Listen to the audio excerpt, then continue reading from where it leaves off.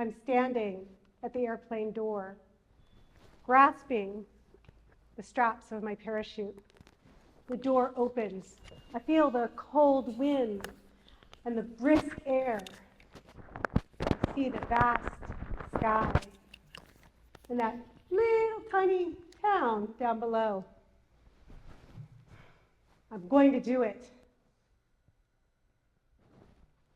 But then I hear my mother's voice in my head. Terrie, stay back from the edge. Terrie, hold the railing. Terrie, you're going to fall. You see, I grew up in a world where fear ruled everything. Fear of failure, success, heights, water, and especially anything that moved too fast. My mom had all these fears and more. As young children, we see our parents as superheroes. I mean, they have answers to all the questions.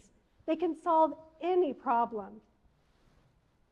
They even have a direct line to Santa Claus. If they fear something, it must be terrifying. My mom let fear rule her life. And as I got older, life showed me that maybe she was right. In second grade, we were tasked with reading a page from a book out loud. I was really excited because I'd read the book before and I loved it. But as the teacher started calling names and it got closer to my turn, something happened to my body. My palms started to sweat. My mouth got really dry. Butterflies took flight in my stomach, and by the time the teacher said, Terrie, no words were coming out of my mouth. I was laughed at and mocked. My mom was right. People will judge you. I'm 9 years old, and I slipped into the deep end of a friend's swimming pool. I'd had swimming lessons, but as water filled my lungs and dread filled my mind, everything that I'd learned left me. Someone finally saw me flailing and pulled me to safety. And as I grasped on to the edge of the pool, my first thought was, my mom was right. Water is really dangerous. But was she right? Were my fears innate or were they learned? Was it the stories that I told myself about the situation? Or was it the situation? My greatest fear is of heights. I can take the most benign situation and create some wild, unlikely scenario. Standing atop a mountain, I have a panic attack because I'm certain I'm going to fall into the lake below. Physically impossible.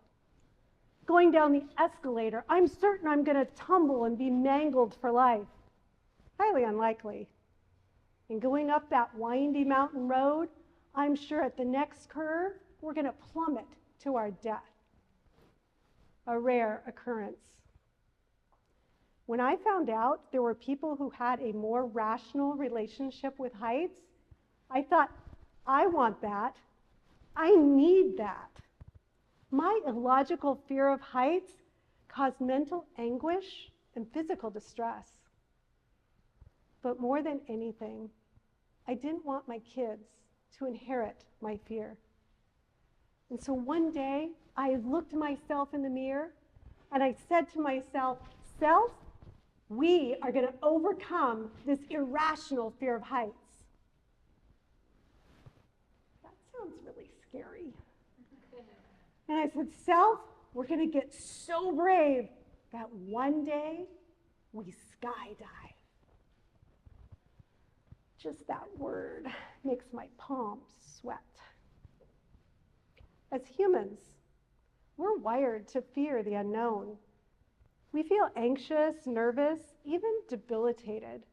And in some situations, this is a good thing. Fear keeps us safe. But when we let it sit in the driver's seat, it keeps us stuck, unable to grow or take risks. During my 10-year journey, I came up with a process that I call MEND, M-E-N-D. It's a framework that I use to sew together the hole that exists between fear and courage. Maybe it can help you too. The M stands for mantra. Mantras are not just for yogis. My first step to overcoming my fear of heights was to sit upright in the car going up a windy, narrow, high mountain road. Now, some of you might think, enjoy the view. But the only thing that I could see was that cliff next to me. And so I started to say, I'm safe, I'm safe, I'm safe, I'm safe. The rhythm of these words gave my brain something to focus on, and the words themselves soothed my soul. Do you have words that calm you? E is for empowerment. My mom was a no person. Because of her fears, the first answer to any question was no. This taught me the importance of having yes people in your life. My partner and my 2 sons are my yes people. They empower and encourage me to take risks. They support me when I fail. And they're my biggest cheerleaders. Who are the yes people in your life that empower you? N is for narrative. Are you a good storyteller? Don't sell yourself short. We all excel at creating narratives that don't serve us. All those wouldas, couldas, shouldas that rent space in our brain actually feed our fears. I had to learn how to reframe my thoughts by changing the words I use about those thoughts and thereby creating a new story. You can rewrite your story too. Did you know that fear and excitement create the same physical reaction in our body? They're opposite ends of the same stick. Our bodies react similarly to both fear and excitement. It's the stories we tell ourselves about the situation that have our mind label it either fear or excitement. During my journey, I tried to focus on the excitement of creating adventures with my kids and seeing how much fun they were having and how proud they were of me for participating. Zip lining, cliff diving, parasailing, terrifying. But I focused on the excitement of creating lifelong memories. Oh, and earning some well-deserved bragging rights. And D, it's for doing. Nothing will change unless you take action. A birthday gift from my son became my day of reckoning. Skydiving. I put on my parachute. I attached myself to a complete and total stranger who I really hoped didn't have a death wish. I asked. Lucky for me, he pulled out his phone and showed me a picture of his newborn baby girl. Whew. As I stood at the point of no return, that cold, brisk breeze making my stomach churn, the vast sky making my palms drip with sweat, my mother's voice in my head, my son by my side.